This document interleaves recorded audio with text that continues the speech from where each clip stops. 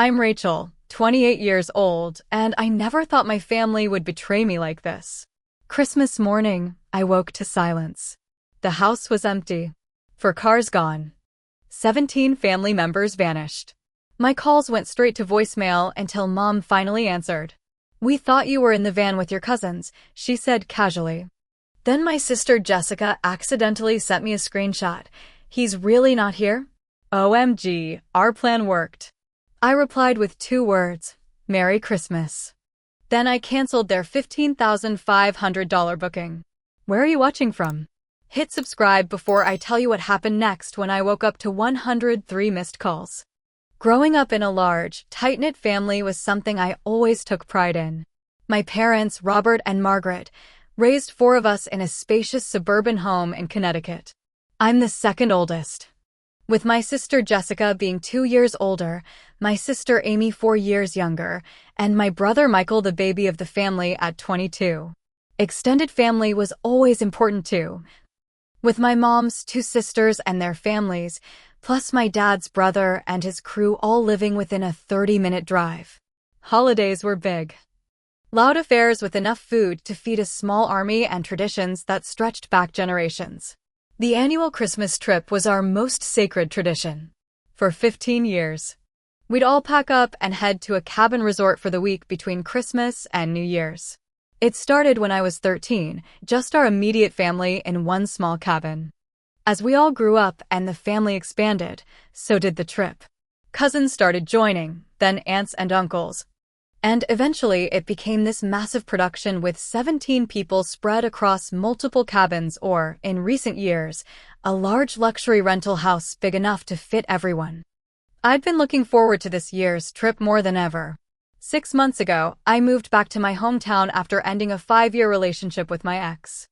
We'd been living in Boston where I'd built a successful career in digital marketing, but after the breakup, being closer to family seemed like the right move. I was able to transfer to my company's New York office and took a small apartment just 15 minutes from my parents while I regrouped. "This Christmas will be just what you need," my mom had promised when I first moved back. Nothing heals a broken heart like being surrounded by family. At first, everything seemed fine. I had Sunday dinners at my parents' house, went shopping with my sisters, and helped my brother with his resume as he prepared to graduate college. But about 2 months after moving back, I started noticing small changes. Conversations would stop when I entered rooms. My sisters would exchange glances when I talked about my job. My cousins would post photos of get-togethers I hadn't been invited to. "They're just busy," I told myself. Everyone has their own lives. But the distance grew. My calls started going to voicemail more often. Family dinner invitations became less frequent. When we did all get together, I'd catch snippets of inside jokes I wasn't part of, references to events I hadn't attended. Despite this, I threw myself into planning for the Christmas trip. This year, I offered to handle the booking since I had connections through work that could get us a discount on a luxury property. I found this amazing mountain resort with a main lodge and connected cabins, a heated pool, hot tubs, a game room, and even a small private movie theater. The place normally went for $20,000 for the week, but I got it for $15,500. Everyone transferred me their share, and I put the reservation on my credit card. 2 weeks before the trip, I created a shared document with sleeping arrangements, grocery lists, and activity ideas. I texted it to everyone and got minimal responses, just thumbs-up emojis or "looks good" messages. But I brushed it off as pre-holiday stress. The night before we were supposed to leave, we all gathered at my parents' house for dinner. The plan was to sleep there and leave at 6 in the morning to beat traffic. The atmosphere felt strained to me, but I kept trying to inject enthusiasm into the conversation. "I'm so excited about the movie theater at the resort," I said as we cleared the dinner dishes. I made a list of Christmas movies we could watch together. "That's nice, honey," my mom replied, not quite meeting my eyes. My older sister Jessica barely looked up from her phone. "Whatever everyone wants to do is fine." My younger sister Amy at least attempted a smile. "Sounds fun." "Did you finish packing, Rachel?" my dad asked, changing the subject. "We need to be on the road early." "All packed and ready," I assured him. My bag's already in the hallway. There was discussion about the sleeping arrangements for the drive. My Uncle James had rented a large van that would fit 8 people. My parents would take their SUV with my grandparents. My Aunt Linda would drive her minivan with her husband and kids. My sister Jessica and her husband would take their car with my brother Michael. "Rachel, you'll ride in the van with your cousins," my mom said casually. "There's more room there." "Sure, that works." I agreed, though I usually preferred riding with my siblings since we had similar music taste. After dinner, everyone dispersed to finalize their packing or relax before the early morning. I stayed up a little later, double-checking my lists and making sure the booking confirmation was properly saved in my email. When I finally went to the guest room around 11, I set 2 alarms for 5 a.m., eager to be up and ready for our family adventure. I fell asleep filled with hope that this trip would bridge whatever gap had been growing between us. That by the end of the week, things would feel normal again. I had no idea that in just a few hours, I discovered just how wide that gap had truly become. The first thing I noticed when I woke up was the quality of the light. It was too bright, streaming through the blinds at an angle that suggested mid-morning, not the pre-dawn darkness I expected. I fumbled for my phone. 8:30. My alarms had gone off, but somehow I must have turned them off in my sleep. No, I muttered, jumping out of bed. We were supposed to leave at 6. I was 2.5 hours late. I threw on the clothes I'd laid out the night before and rushed into the hallway, expecting to find an irritated family waiting for me. Instead, I found silence. Complete, unsettling silence. "Hello," I called out. "I'm so sorry I overslept." No response. I moved quickly through the house, checking each room. The kitchen was empty, though breakfast dishes sat in the sink. The living room was vacant. The driveway, visible through the front window, showed only an empty expanse of concrete where 4 cars had been parked the night before. A cold feeling settled in my stomach. They couldn't have. I checked the garage. Empty. I went back to the kitchen and really looked this time. 8 cereal bowls in the sink. Coffee mugs on the counter. A carton of orange juice left out. Signs of a rushed breakfast for multiple people. They had left without me.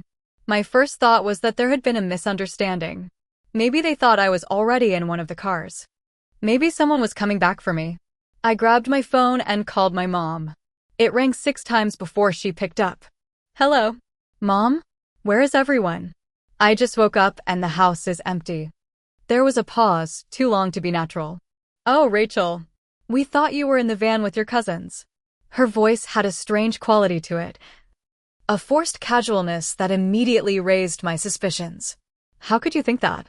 "My bag is still in the hallway." "Did no one check if I was in the van before leaving?" "It was chaotic this morning, honey. Your Uncle James said he had everyone, and we just assumed." "Well, I'm not with them. I'm still at the house. Can you turn around and get me?" Another pause. "We're already 2 hours away, Rachel. It doesn't make sense to turn back now." The coldness in my stomach spread throughout my body. "So, what am I supposed to do? Miss the entire family Christmas trip? Maybe you could drive up separately? Or take a bus? There's a station not far from the resort." I couldn't believe what I was hearing. My own mother was suggesting I take a 6-hour bus ride rather than anyone coming back for me. "Let me talk to Dad," I said. "He's driving, Rachel. He can't come to the phone right now." "Then pull over." "Look, I need to go. The reception is getting spotty in these mountains. We'll figure something out and call you back." Before I could protest further, she hung up. I stood in the kitchen, phone in hand, trying to process what had just happened. Then I texted my sisters, my brother, my cousins. The responses trickled in slowly. "Thought you were in the van." From Jessica. "Sorry. Everyone was confused this morning." From Amy. "Bummer. Can you Uber?" From my cousin Taylor. No one offered to come back. No one seemed particularly concerned.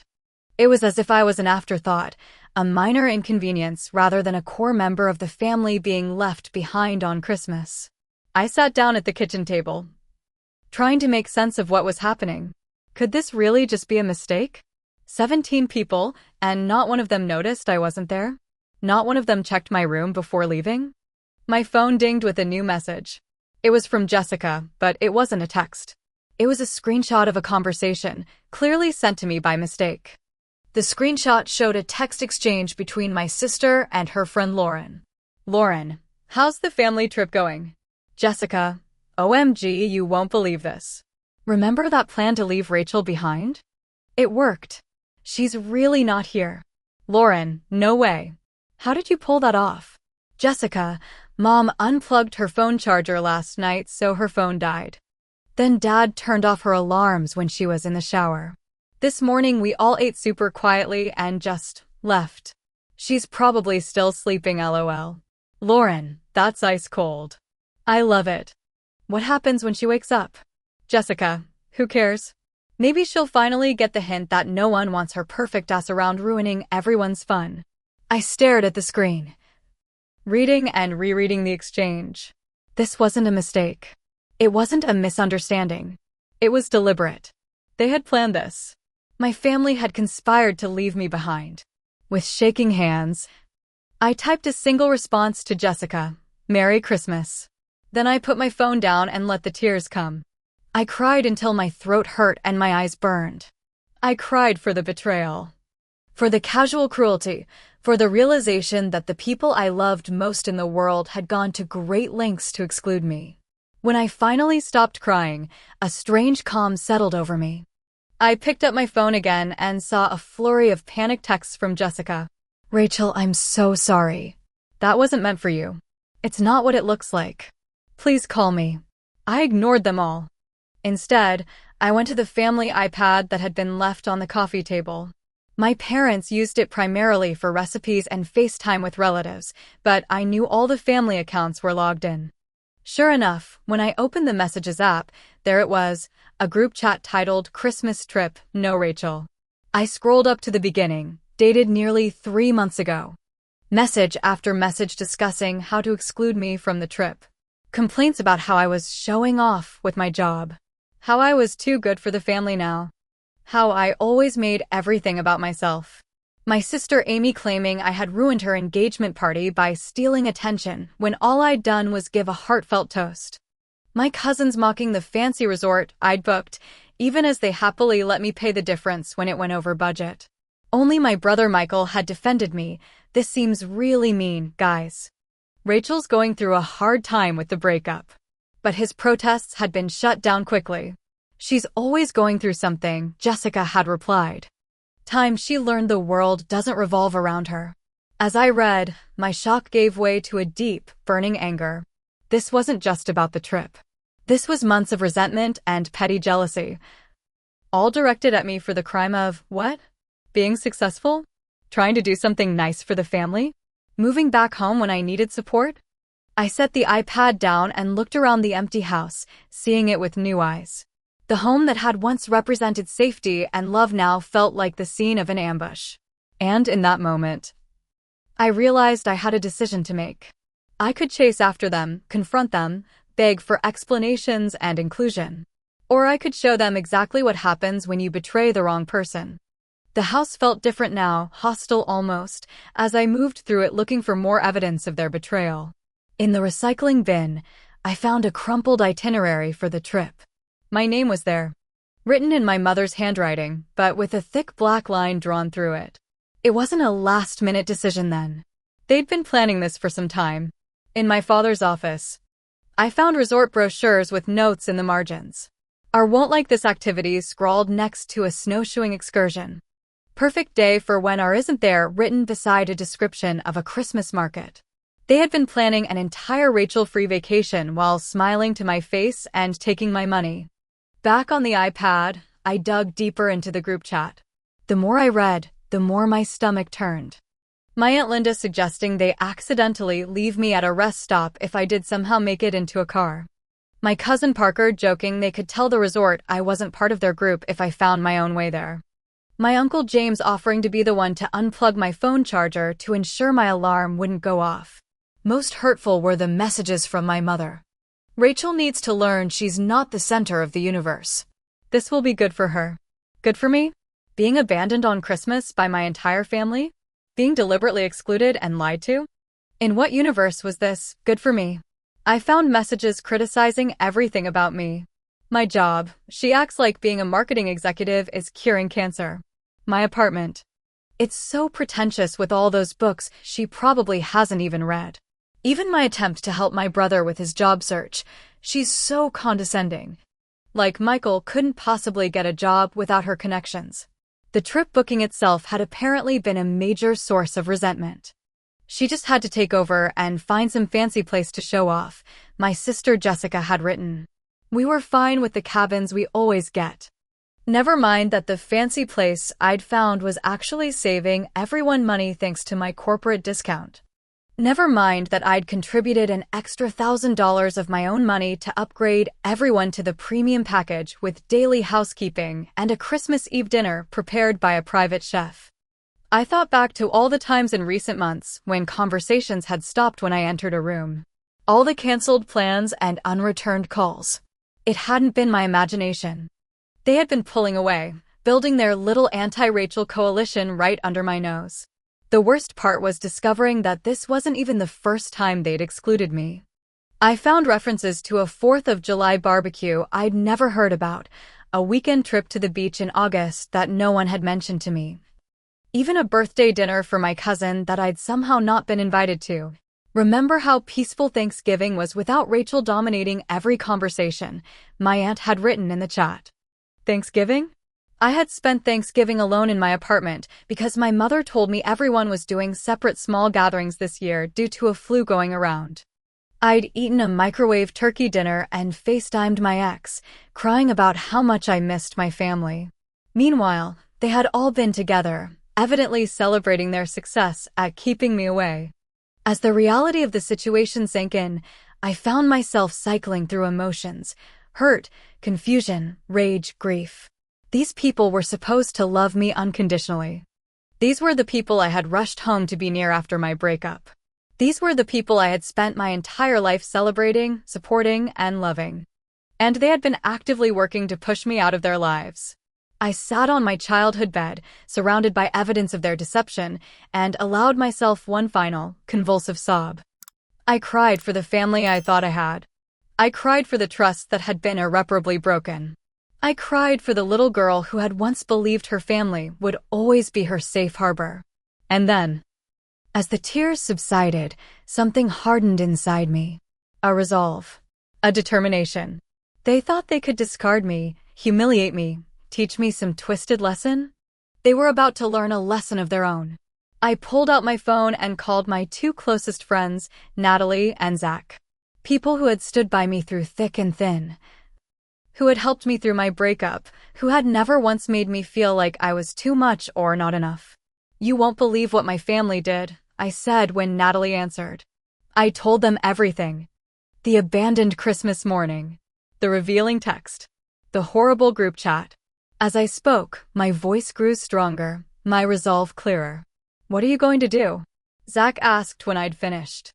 I looked down at my phone at the booking confirmation email that was still in my inbox. The reservation that was in my name, on my credit card. I'm going to remind them that actions have consequences, I said. And then I'm going to have the best Christmas of my life without them. After hanging up with my friends, I sat in silence for several minutes, letting the full weight of the situation settle over me. My entire family had conspired against me. The people I trusted most had deliberately excluded me, mocked me behind my back, and then abandoned me on Christmas morning. The magnitude of the betrayal was almost incomprehensible. I pulled out a photo album from my bookshelf, flipping through images of family vacations, holiday gatherings, and birthday celebrations. There I was, smiling in every picture, completely unaware that beneath the surface, resentment had been building. Had they always felt this way about me? Had I been blind to their true feelings for years? Or was this something new, a recent shift in our family dynamic? Questions swirled in my mind.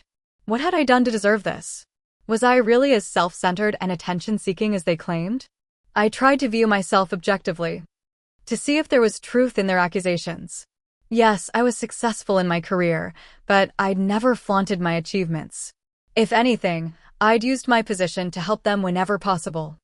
Like getting discounts on this very vacation rental. I'd moved back home specifically to be closer to them after my breakup, turning down a promotion in Boston to do so.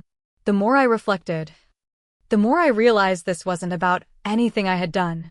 This was about their insecurities, their jealousies, their small-mindedness. They couldn't celebrate my success because it made them confront their own choices. They couldn't accept my generosity because it highlighted their own limitations. And now they had crossed a line that couldn't be uncrossed. My phone buzzed with a text from Natalie. Zach and I talked. We're both free this week. Whatever you decide to do, we're with you. Their support was like a lifeline pulling me from the depths of despair.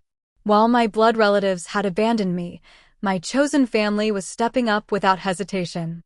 I wiped away the last of my tears and stood up. No more crying. It was time for action. First, I called the resort where my family was headed. I explained that I needed to make a change to my reservation. Of course, Ms. Williams. What can I help you with? I need to cancel the reservation entirely. The entire booking? For the Williams family Christmas gathering. Yes, all of it. There was a pause. Ms. Williams, I should inform you that according to our cancellation policy, since this is less than 48 hours before check-in, you would forfeit the entire payment of $15,500. I took a deep breath. I understand. Please proceed with the cancellation. May I ask why you're canceling? Was there an issue with the property or our services? No issue with the property. My family decided to exclude me from the trip after I made the booking. Since I'm the one who paid, I'm deciding to cancel. The resort manager's tone softened. I see. I'm very sorry to hear that, Ms. Williams. Let me see what I can do. After a few minutes on hold, she returned with an unexpected offer. Ms. Williams, given the circumstances, I've spoken with our director. We can't refund the entire amount, but we can convert a portion of your deposit to a credit. If you'd like to stay with us yourself, we have a luxury suite available this week. You'd still be responsible for $5,000 of the original booking, but the remaining $10,500 would be credited toward your stay. The offer took me by surprise. So I could stay there, just not in the original booking. Exactly. The suite is smaller, obviously, just meant for 1 or 2 people. But it's our finest accommodation, with a private hot tub, fireplace, and mountain views. You'd also have access to all resort amenities and the Christmas dinner service. An idea began forming in my mind. Is there any chance this suite is visible from the main property, the one my family was supposed to stay in? Actually, yes. It's our premium hillside suite, with a balcony overlooking the main lodge area. A smile slowly spread across my face. I'll take it. After finalizing the new arrangement, I called Natalie back. How do you feel about a Christmas mountain getaway? I'm already packing, she replied without hesitation. Zach too. If he's free. The more the merrier. Next, I called another resort in the same area, one that was even more exclusive than the one I'd booked. I knew from my work contacts that they sometimes had last-minute cancellations. Alpine Peaks Resort, how may I help you? Hi, I'm wondering if you have any availability for tonight through the 29th? For a family of 17. The receptionist laughed. During Christmas week? I'm sorry, but we've been fully booked for months. I thought as much, but I had to ask. Thank you anyway. I made similar calls to every other lodge, resort, and rental property in the area. As expected, none had availability for a group that size on such short notice during the holiday peak. With my plan taking shape, I packed a bag with everything I would need for a luxurious Christmas getaway. Clothes, toiletries, gifts for Natalie and Zach, and a few special items to make our impromptu vacation memorable. I set my phone to Do Not Disturb, making exceptions only for Natalie, Zach, and my brother Michael, who had at least tried to defend me. Then I drafted a series of social media posts that I would release strategically over the next few days, showing me having the time of my life while my family scrambled to salvage their ruined vacation. Just before leaving the house, I wrote a note and left it on the kitchen table. To my family, I hope you're enjoying your intentionally Rachel-free Christmas vacation. By the time you read this, you'll have discovered that the reservation you were counting on no longer exists. Funny how easy it is to cancel a booking when your name is the only one on it. Don't bother trying to find another place to stay. I've checked every resort, hotel, and rental property within 50 miles. Nothing available for a group your size. Merry Christmas to all, and to all a good night. Rachel. As I drove away from my parents' house, I felt a complex mix of emotions. There was still pain, of course. The wound was too fresh for it to be otherwise. But there was also something new emerging, a sense of power. Of taking control of a situation where I had initially been the victim. They had thought they could discard me without consequences. They were about to discover just how wrong they were. The 3-hour drive to the mountain resort gave me time to process everything that had happened and finalize my plan. Natalie had immediately agreed to join me and was driving separately from her parents' house in New Hampshire. Zach couldn't get away from family obligations until the next day, but promised to drive up for the remainder of the week. As I navigated the winding mountain roads, my phone kept buzzing with notifications. I'd set it to do not disturb, but the sheer volume of incoming messages caused it to vibrate continuously against the passenger seat. I didn't need to look to know what was happening. My family had arrived at the resort only to discover there was no reservation. I imagined the scene, my parents at the front desk, confidently giving their name, only to be told there was no booking under Williams. The confusion turning to panic as they realized their Christmas accommodations had vanished. 17 people with nowhere to stay on one of the busiest travel weeks of the year. The thought brought a grim satisfaction. Let them feel a fraction of the shock and betrayal I had experienced this morning. When I arrived at the resort, the manager herself came out to greet me. Andrea Martinez, according to her name tag, was a stylish woman in her 40s with a warm smile that didn't quite hide her curiosity about the situation. Ms. Williams, welcome to Mountain Haven Resort. I've personally overseen the preparation of your suite. Thank you, Andrea. And please call me Rachel. As she walked me through the property, she maintained professional discretion. But I could tell she was bursting with questions. Finally, as we rode the private elevator to my hillside suite, she spoke candidly. I hope you don't mind my asking, but is everything all right? It's unusual to have such a significant change to a large family booking. I appreciated her concern. Let's just say I discovered that the family gathering wasn't meant to include me. Despite the fact that I organized and paid for it, I decided if they didn't want me there, they didn't need the reservation either. Andrea's eyes widened slightly. I see. Well, I hope your stay with US helps salvage your holiday. I have a feeling it will be the best Christmas I've had in years, I replied with more confidence than I felt. The suite was spectacular. Even better than the photos on the website. Floor-to-ceiling windows offered panoramic views of the snow-covered mountains. A private balcony featured a hot tub steaming in the cold air. The living area was centered around a stone fireplace already crackling with a welcoming fire. A small Christmas tree stood in the corner, decorated with tasteful ornaments and twinkling lights. This is perfect, I told Andrea. I took the liberty of adding a few special touches, given the circumstances, she said, pointing to a bottle of champagne chilling in an ice bucket and a gourmet gift basket on the dining table. The private chef is available whenever you'd like to arrange meals. And I've scheduled a complimentary spa treatment for you tomorrow morning. Her kindness nearly brought tears to my eyes. Thank you. That's incredibly thoughtful. After Andrea left, I unpacked my bags and settled into the suite. The events of the morning felt almost surreal now, like a bad dream I might wake from at any moment. But the constant buzzing of my phone reminded me it was all too real. Finally, I decided to check the messages. There were 37 missed calls and over 50 texts. Most were from my mother and sisters, progressing from confusion to panic to anger. Mom, 10:45 a.m. Rachel, there's some mistake with the reservation. Call me immediately.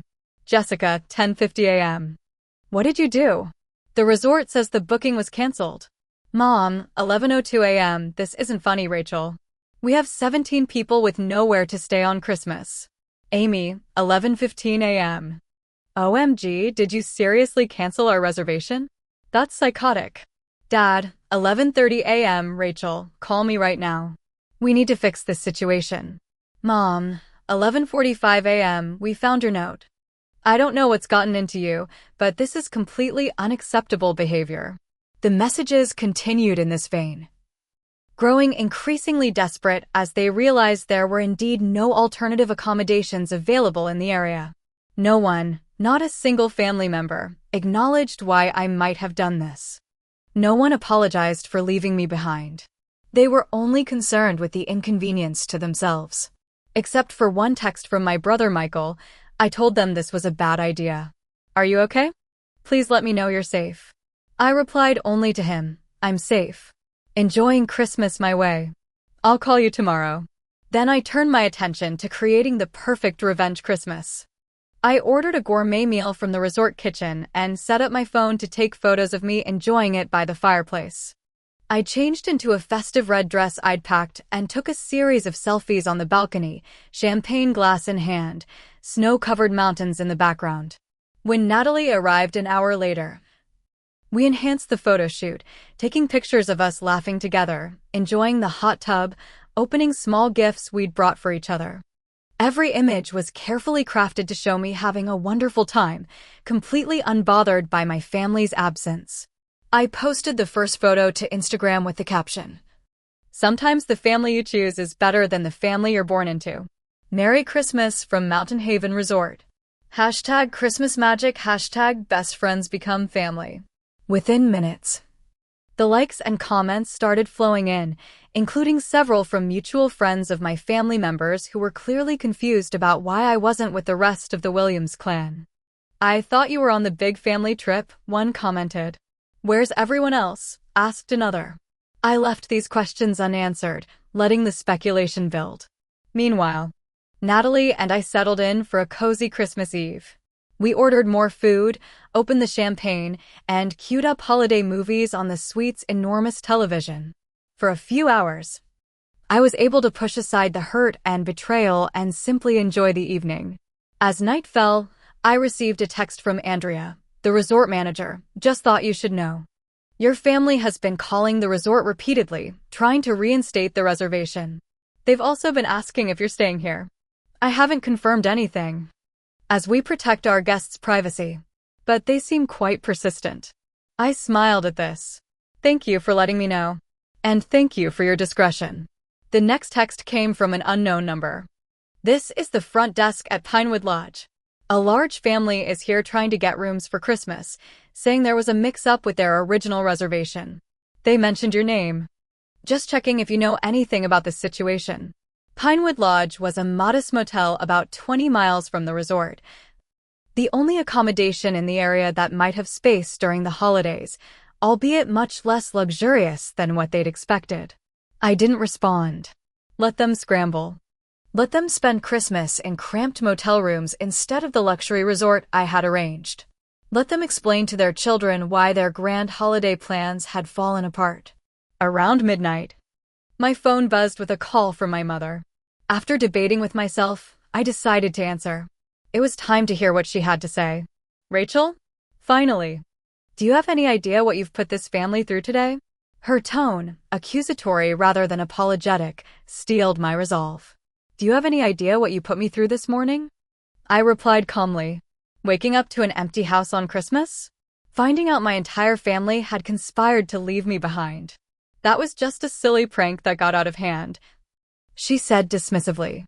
"You're completely overreacting by canceling our reservation. There are children here, Rachel. Your cousin's kids. Where are we supposed to stay on Christmas?" "I don't know. Mom, where was I supposed to stay when you all abandoned me?" "At home. You have a perfectly good house to stay in. We're stranded in the mountains with nowhere to go." "I read the group chat," I said quietly. I saw everything. The months of planning. The cruel comments. How long you've all been excluding me from family events. There was silence on the other end of the line. "Rachel, I don't know what you think you saw, but don't lie to me anymore. I saw it all. Every message, every plan, every nasty comment about me. From all of you." Another pause. "We were just frustrated with how you've been acting since you moved back. Always talking about your job, your apartment, your life in Boston. It gets tiresome. So tiresome that you decided to ruin Christmas for me? To deliberately leave me behind after I paid for the entire trip. You didn't pay for the entire trip. Everyone contributed. I paid $5,000 more than anyone else. I'm the one whose name is on the booking. Was on the booking. I could hear her taking deep breaths, trying to control her temper. Rachel. Whatever you think we did, this response is completely disproportionate. You've ruined Christmas for 17 people, including children. No, Mom. You ruined Christmas when you decided your adult daughter didn't deserve to be included in the family vacation. When you unplugged my phone charger and turned off my alarms to make sure I'd miss the departure. When you created a group chat specifically to exclude me and plan how to leave me behind. Where are you right now? She demanded, changing tactics. Enjoying my Christmas. Goodbye, Mom. Merry Christmas. I hung up, hands shaking but head high. For the first time since this morning, I felt completely certain I had done the right thing. They had made their choice and I had made mine. Natalie, who had heard my side of the conversation, raised her champagne glass. To boundaries and consequences, she toasted. I clinked my glass against hers. And to friends who become family when family fails to be friends. We stayed up late into the night, talking, laughing, and making plans for the rest of our impromptu Christmas vacation. By the time we went to bed, I had over 100 missed calls from various family members. I silenced my phone completely and slept better than I had in months. Christmas morning dawned clear and bright, sunlight reflecting off the snow-covered landscape outside my window. For a moment, I lay in bed enjoying the peaceful scene, almost forgetting the drama of the previous day. Then my phone, which I'd turned back on, began buzzing with new messages, bringing reality crashing back. Natalie and I enjoyed a leisurely breakfast on the balcony, watching skiers on the nearby slopes. We had just finished when my phone rang with a call from my brother Michael. Merry Christmas. Michael, I answered, keeping my tone light. Rachel, you need to know that everyone is coming to your resort. Mom and Dad found out where you're staying. My stomach dropped. How? Jessica tracked your location through that family sharing app we all signed up for last year. You never turned it off. I cursed under my breath. I'd completely forgotten about the app we'd installed during a family vacation to help coordinate activities. They're all on their way there now. All 17 of them. They spent the night at some gross motel, and everyone's in a terrible mood. I thought you should have a heads up. Thanks for the warning. Are you with them? Yeah, I'm in Uncle James's van. Look, Rachel, I tried to talk them out of this whole thing from the beginning. The leaving you behind, I mean. It was wrong. I know you did. I saw your messages. You deserve better than how they've been treating you. But just be prepared. They're really angry. Let them be angry. I've got nothing to apologize for. After hanging up, I immediately called down to Andrea at the front desk. My family has discovered where I am and they're on their way here now. All 17 of them. I see, she replied. Concern evident in her voice. Would you like us to prevent them from entering the property? I considered this for a moment. Part of me wanted to avoid the confrontation. To continue my peaceful Christmas without dealing with their anger and accusations. But another part knew this confrontation was inevitable and perhaps necessary. No, they can come in. But I'd appreciate if you could arrange for us to use one of your conference rooms for privacy. This isn't a conversation we should have in the main lobby. Of course. I'll set up the Evergreen room and have security nearby, just in case. Thank you, Andrea. You've been incredibly understanding about this whole situation. I spent the next hour preparing myself mentally for the confrontation. Natalie offered to be there with me, but I declined. This was something I needed to handle alone. I'll be right outside if you need me, she promised.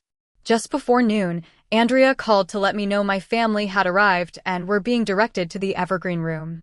I took a deep breath, checked my appearance in the mirror, and headed downstairs. The room fell silent when I walked in. My entire extended family was there, looking tired and disheveled after their night in the motel. My mother sat at the head of the conference table, my father beside her. My sisters flanked them, with aunts, uncles, cousins, and their children filling the remaining seats and standing along the walls. Merry Christmas, I said calmly, taking the empty chair at the opposite end of the table. How could you do this to us? My mother burst out immediately. Do you have any idea what you've put this family through? I could ask you the same question, I replied. Do you have any idea what you put me through by deliberately leaving me behind on Christmas? It was a joke, Rachel. Jessica interjected. A silly prank that you're completely overreacting to. A joke. I raised an eyebrow. Strange, because I have 3 months of group chat messages that make it very clear this was a deliberate, planned exclusion. Not a spur-of-the-moment prank. You went through our private conversations? My Aunt Linda gasped. That's an invasion of privacy. You left the family iPad at the house. The one logged into all the accounts. Including the Christmas trip, no Rachel, group chat. Uncomfortable glances were exchanged around the table. So yes, I saw everything. Every nasty comment. Every plan to exclude me from family events. Every complaint about me being too full of myself or showing off with my job or my apartment or the resort I booked for all of you with my own money. You didn't book it with your own money, my father argued. Everyone contributed. I paid $5,000 more than anyone else, I countered. And my name was the only one on the reservation, which is why I was able to cancel it. Which was a completely disproportionate response, my mother exclaimed. You ruined Christmas for 17 people because of a little joke. It wasn't a little joke, Mom. It was the culmination of months of excluding me, talking behind my back. And apparently resenting me for what? Being successful? Trying to do nice things for the family? Moving back home to be closer to you after my breakup. You've been unbearable since you moved back. Jessica snapped. Always talking about your fancy job and your Boston life. Like, we're all just simple country mice who couldn't possibly understand your big city success. I have never, not once, looked down on any of you, I said firmly. I'm proud of my career, yes. Should I pretend I'm not? Should I make myself smaller to make you all feel better about yourselves? See? This is exactly the attitude we're talking about, my Aunt Linda chimed in. So condescending. What's condescending is planning to accidentally leave me at a rest stop if I managed to get into a car yesterday morning, I retorted, watching her face flush as I quoted directly from her message. Or Uncle James volunteering to unplug my phone charger. Or Dad turning off my alarms while I was in the shower. My father at least had the grace to look ashamed. I moved back because I thought being near family would help me heal after my breakup. Instead, you've all been actively working to exclude me. To push me out, to make me feel unwelcome. And for what? Because I talk about my job sometimes? Because I found a nice resort for our Christmas trip. You always have to be the center of attention. Amy said, speaking up for the first time. Even my engagement party became about you and your toast. I spent weeks writing that toast because I wanted it to be special for you. I flew in your college roommate as a surprise because you always said you missed her. How is any of that making it about me? Amy fell silent, unable to articulate exactly how I'd stolen her spotlight. The truth is, I continued, none of you can give me a legitimate reason for how you've treated me. Because there isn't one. This is about your insecurities, your jealousies, your small-mindedness. Not anything I've actually done wrong. So you punished the entire family by canceling Christmas? My mother demanded. How does that make you any better than us? I'm not claiming to be better. I'm claiming to be hurt. Deeply hurt by the people who are supposed to love me most in the world. You all made a choice to exclude me, to hurt me deliberately. I made a choice to show you that actions have consequences. What do you want from us, Rachel? My father asked, sounding tired. An apology? Fine, we're sorry we left you behind. It was wrong. Now can we please salvage what's left of Christmas? A forced apology because you need something from me isn't a real apology, I said quietly. And it doesn't address the underlying issue. You're not sorry you hurt me. You're sorry your plan backfired. That's not fair, my mother protested. What's not fair is discovering that my entire family has been plotting against me for months. What's not fair is waking up alone on Christmas morning. What's not fair is reading messages from my own mother saying that leaving me behind would teach me a lesson about not being the center of the universe. My words hung in the air. No one seemed to know how to respond. Finally, my brother Michael spoke up. She's right. What we did was cruel. All of it, not just yesterday morning. The secret chat, the excluded events. The constant criticism behind her back. If anyone deserves an apology, it's Rachel. Thank you, Michael, I said softly. A heavy silence fell over the room. I could see various emotions playing across their faces: defensiveness, anger, embarrassment, and, from a few, genuine remorse. I don't expect all of you to suddenly realize how wrong you've been, I continued. But I do expect you to understand that things can't go back to how they were. I won't be part of a family that treats me this way. What does that mean? My mother asked, alarm creeping into her voice. It means I'm setting boundaries. It means some of you I might eventually forgive, others I won't. It means I'm choosing to spend my holidays with people who actually want me around, who value me for who I am instead of resenting me for it. I stood up, signaling that the conversation was over. I've arranged for you all to have Christmas dinner in the main dining room here at the resort. Consider it my final gift to this family. After that, you'll need to figure out your own accommodations for the remainder of the week. As I turned to leave, my sister Jessica called out, so that's it? You're just walking away from your family? I paused at the door. No, Jessica. You all walked away from me yesterday morning. I'm just accepting the reality of what this family has become. With that, I left the room, closing the door firmly behind me. Natalie was waiting in the hallway, concern written all over her face. How did it go? About as well as could be expected, I replied.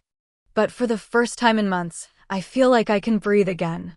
We walked back to the elevator together, and as the doors closed, separating me from the family that had betrayed me, I felt a strange sense of peace. The confrontation hadn't fixed anything, not really. But it had allowed me to speak my truth, to stand up for myself in a way I never had before. And that, perhaps, was the most valuable Christmas gift of all. 3 months later, spring was beginning to emerge in Connecticut. The snow had melted, crocuses were pushing through the soil, and I was packing the last of my belongings into boxes. My new apartment in the city was waiting, a fresh start in more ways than one. After the disastrous Christmas trip, I had returned to my parents' house only long enough to collect my essential belongings. I'd spent January in a hotel while apartment hunting, unwilling to remain under the same roof as the people who had betrayed me so thoroughly. Now, in late March, I was back to collect the rest of my things before permanently moving out. The house was quiet. My parents were both at work, which was exactly as I had planned it. I wasn't ready for another confrontation, not yet. These past 3 months had been about healing, about rebuilding my sense of self and establishing new boundaries.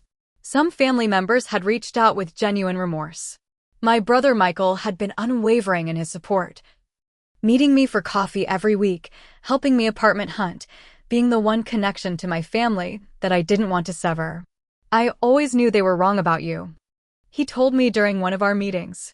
I just wish I'd stood up to them more strongly. You did try, I assured him. I saw your messages in the group chat. You were the only one who defended me. My father had sent a handwritten letter in February, a clumsy but seemingly sincere attempt at apology. I got caught up in the group mentality, he wrote.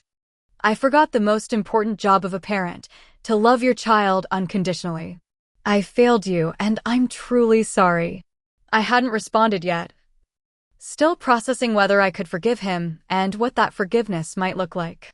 My youngest sister Amy had shown up at my hotel room in tears a week after Christmas. I was jealous, she admitted. You've always seemed so confident, so put together. When you came back from Boston, I was planning my wedding and suddenly felt like I was doing everything wrong compared to you. It was easier to push you away than to admit I was intimidated by my own sister. Her honesty had touched me, and we'd begun the slow process of rebuilding our relationship. We weren't close yet, but we were talking again, finding our way back to being sisters. Others had remained defensive or simply disappeared from my life. My older sister Jessica hadn't reached out at all. Neither had my Aunt Linda or several of my cousins.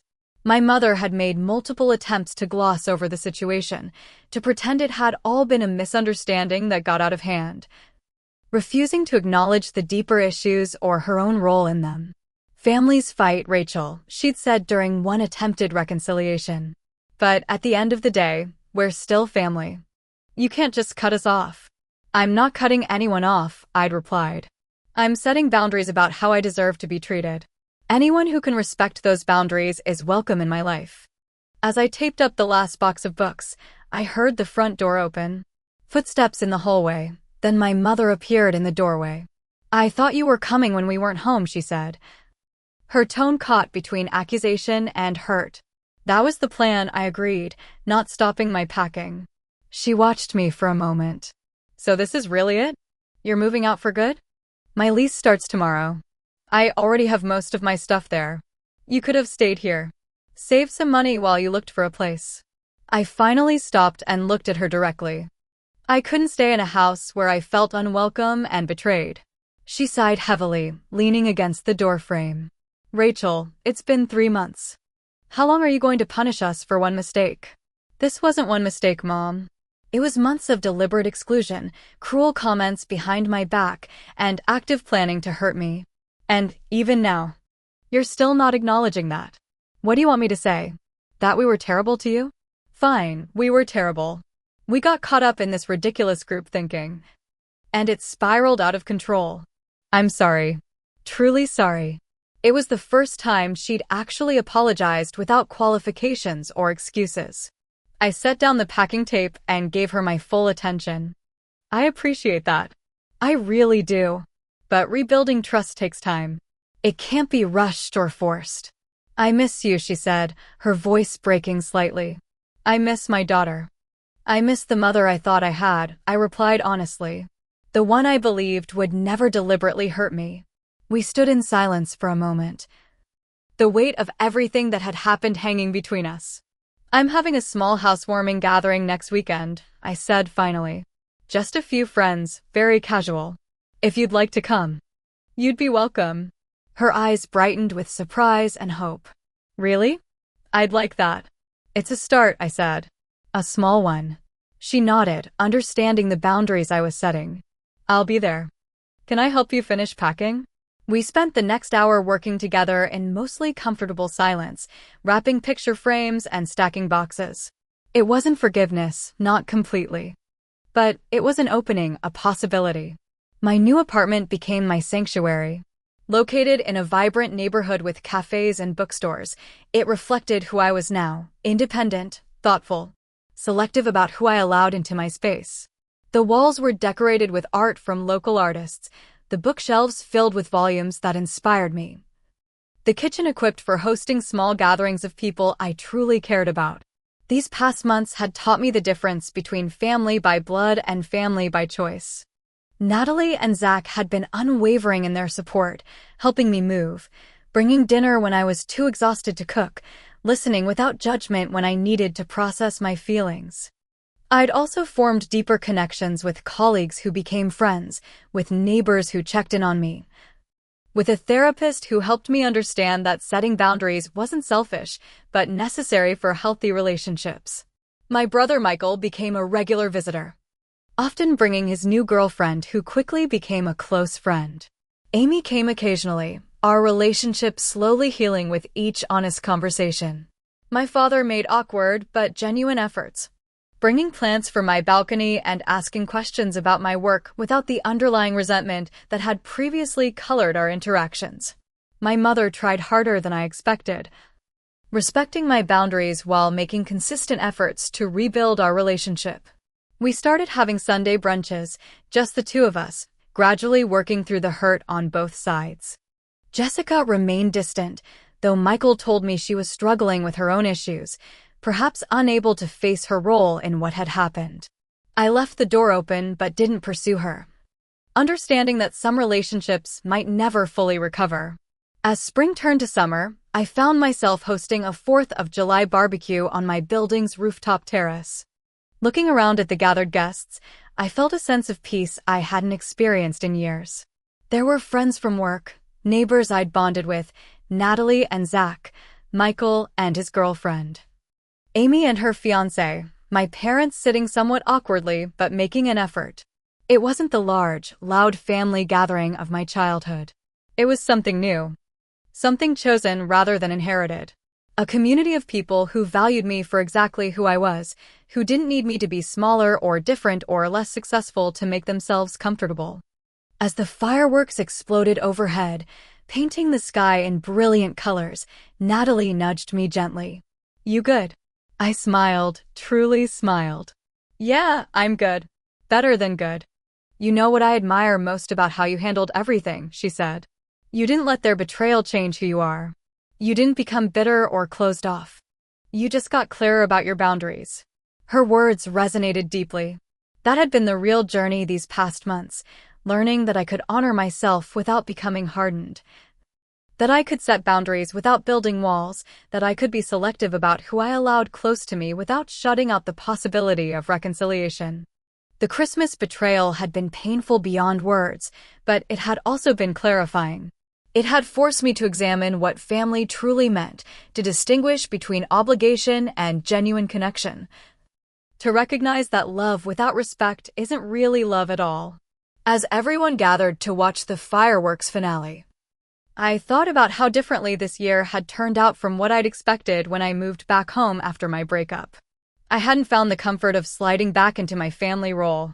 Instead, I'd found something more valuable: my own strength, my own voice, my own carefully curated community of people who chose to be in my life as actively as I chose to be in theirs. The greatest lesson wasn't about the pain of betrayal, but about what comes after: the rebuilding, the discernment, the freedom to create connections based on mutual respect rather than mere obligation. Family could be those you're born to, but it could also be those you choose. Those who choose you back every single day. I looked around at the diverse group of people who had become my chosen family, some related by blood, others by something perhaps even stronger, and felt profoundly grateful for the painful Christmas that had ultimately led me here, to this moment of authentic joy. The journey hadn't been easy, and it wasn't over. There would be more difficult conversations, more boundaries to maintain, more relationships to evaluate. But for the first time, I was facing that future with confidence rather than fear, with clarity rather than confusion. Sometimes the most painful betrayals lead to the most important truths. And sometimes, what feels like an ending is actually the beginning of something far better than you ever imagined possible. Have you ever had to set difficult boundaries with family members? Comment below with your experiences and how you handled similar situations. Did you forgive, create distance, or find some middle ground? Remember to like, subscribe, and share if this story resonated with you. Your support means everything, and I'm grateful for each of you who took the time to listen to my journey. Wishing you the strength to stand up for yourself and the wisdom to build a life surrounded by people who truly value you for exactly who you are.